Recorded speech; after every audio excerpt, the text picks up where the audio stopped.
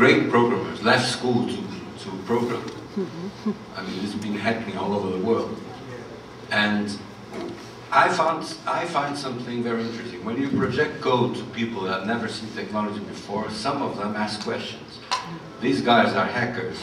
They don't know it yet, but it's amazing. There is a mutation going on, in my opinion.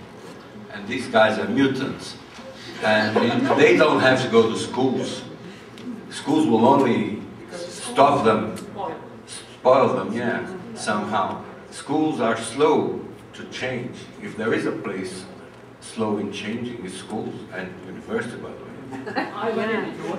One of the big challenges for education now is exactly to go beyond the concept of the school.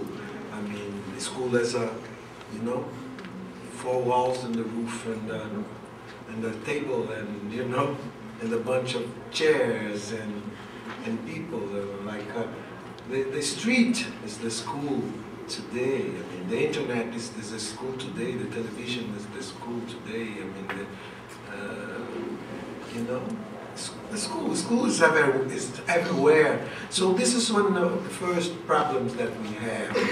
This broadening of the concept of education that would allow people in general to be educative always, you know, all the time and everything.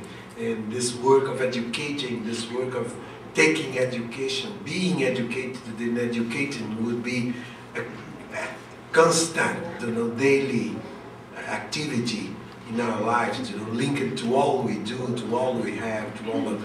I mean, this is education now, in my view. So the first barrier is exactly to, because we tend, I know that in Brazil, I've been all the time asked for everybody, what about education, education, education, education? And I say, you're educating me now, right now, but just by talking to me, just by posing questions to me, just by asking me what, I mean, so that's the first problem, you know.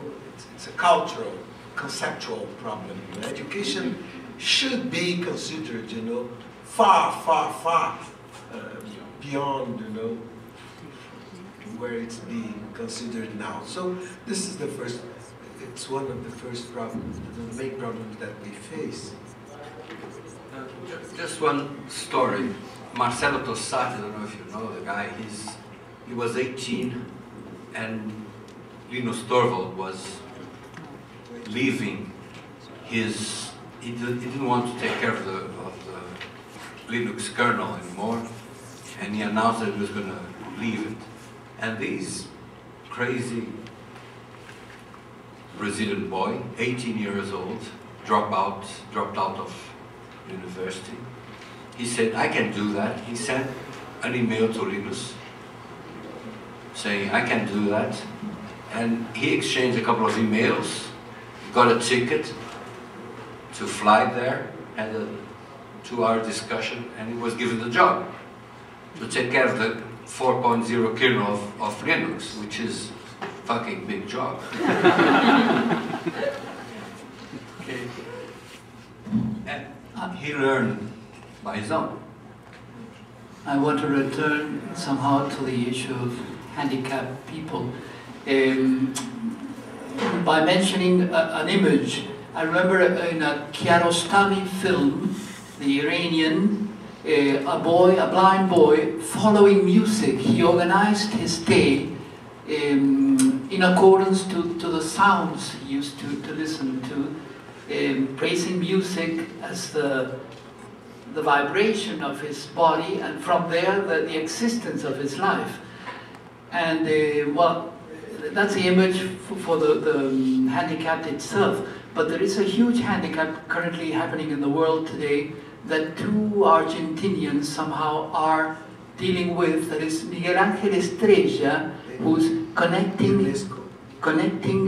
music to peace, no, to peace, and its great need. As much as Daniel Barenboim mingling with the Israeli-Palestinian problem with his combined musician orchestra, no? So it's many interesting things going into that direction too. No? Yeah. Merci. Nous passons maintenant au troisième thématique avec Michael Lansner qui nous parlera des aspects communautaires des technologies réseautées. Hello. So I'm Michael Lansner. I think the reason I'm invited today is because I'm one of the co-founders of Ils Sans Fil. Ils Sans Fil is a community wireless networking group made of all volunteers, and we have set up 150 hotspots around the city where you can use Wi-Fi for free in libraries and coffee shops and in parks.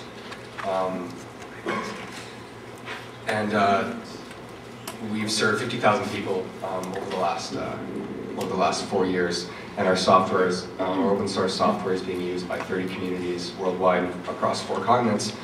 And I'm asked to speak to the question of broadband today.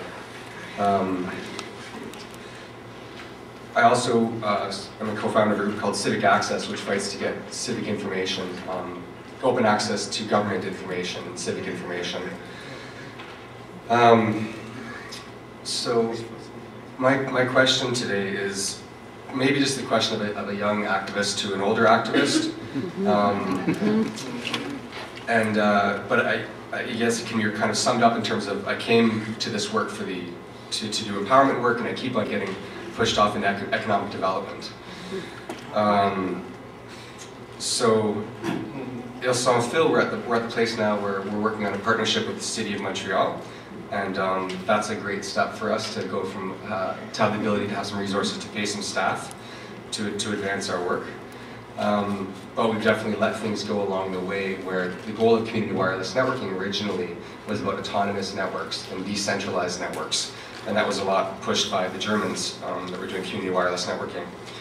And we came into it a bit later, a few years after a lot of these groups had started, and they failed. And we're like, that's a great idea. It'd be a lot easier if we centralized them. So we did that. And then we're going to do decentralized media.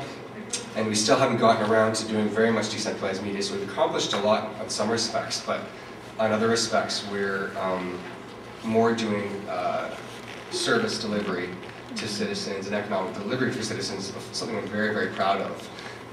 And we're doing community partnership with the government, which is an amazing thing.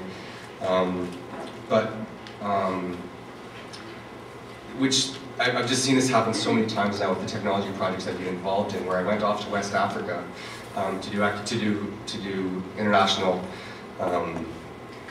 development work, but it was paid for by Industry Canada, and it was just a program basically to give young people work experience, give Canadians work experience via sending them to another country. So it wasn't set up really for international development as a priority. This week, Kathleen was telling me about, there was a presentation by a minister of the provincial government talking about e-government and their priorities. And their priorities are... Which government? The provincial Quebec government. And their priorities are around having a paperless e-government, changing the system by which they tender contracts, and three others that I was told and forgot some of them. But the idea of having transparency and accountability in government and increased democratic engagement keeps on falling off of the plate. And that's important. I'm part of I should mention that I'm on the board of Apathy is Boring, which is a group yesterday that's one of the people that asked you a question, talked about the uses media and technology to engage youth in government.